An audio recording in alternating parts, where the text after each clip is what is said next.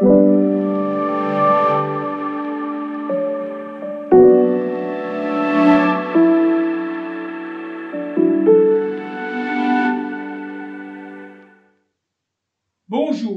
et bienvenue à notre nouvel épisode de J-Life Cancer. La peur. Comment la désamorcer? Quand on prononce le mot cancer, ça évoque immédiatement la peur de la mort. Et la peur, ça paralyse. C'est bien connu. La peur bloque notre énergie au moment où on en a le plus besoin. Alors, il faut la désamorcer. Mais comment? Lorsque j'ai un objectif ambitieux, j'ai pris l'habitude de le découper en mini-objectifs qui seront plus facilement réalisables. J'ai appris que la peur de la mort n'était pas une, mais multiple, et qu'une fois prises séparément, ces peurs étaient beaucoup moins écrasantes. Alors il y a la peur de souffrir, celle d'être seul, la peur d'être un fardeau pour les autres, ou la peur d'abandonner ses enfants, ou encore la peur de ne pas avoir achevé sa vie.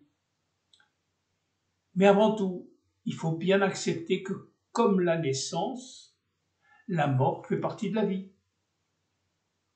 Et il va bien falloir y penser un jour à la mort. Mais quand sera-t-il le moment d'y penser? On subit deux crises dans la vie, celle de la quarantaine et celle de la pleine maturité vers 65 ans. On se croit immortel jusqu'à la première crise. Mais là, on a fini de grandir et on commence à vieillir. Alors il faut faire le deuil de la jeunesse et de l'enfance qui sont maintenant passés et terminés. Le paradoxe, c'est que c'est justement l'entrée dans la fleur de la vie, dans l'étape de l'accomplissement, qui marque en fait le début de la fin. Et la mort, pour la première fois, devient une affaire personnelle. Tant que la maladie ne nous a pas frôlés, la vie nous paraît infinie. Et la mort, ça ne fait pas partie de nos priorités.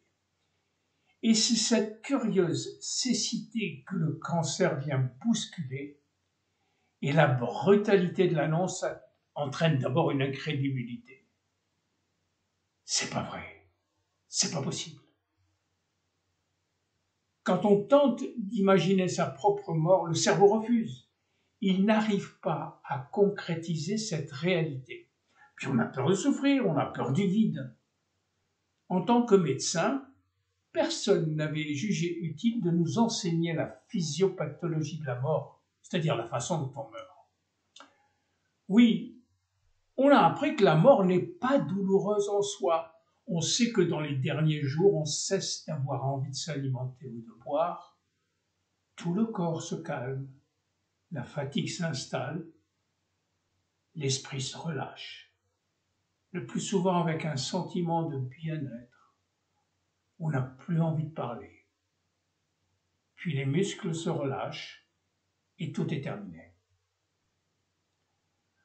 À côté de la peur de souffrir ou de la peur du vide, on ressent aussi la peur d'être seul face à sa propre mort. Et ce sentiment de solitude fait souvent encore plus souffrir que la douleur physique. En ce qui me concerne, j'attache beaucoup d'importance à mon autonomie. Et le fait de pouvoir être un jour un fardeau pour les autres me terrifie. Alors je fais des plans pour éviter cette situation et j'anticipe toutes les possibilités de handicap qui pourraient me rendre dépendant de mes proches. Mais le plus touchant, c'est de loin cette peur d'une mère de laisser ses enfants à l'abandon, même si le père ou les grands-parents peuvent prendre le relais. Ne pas être là pour aider ses enfants à grandir est une peur indescriptible. Et puis, il y a tout ce qui nous reste à faire dans la vie pour être en paix avec nous-mêmes, toutes ces ambitions pas encore réalisées, la peur de l'inachevé.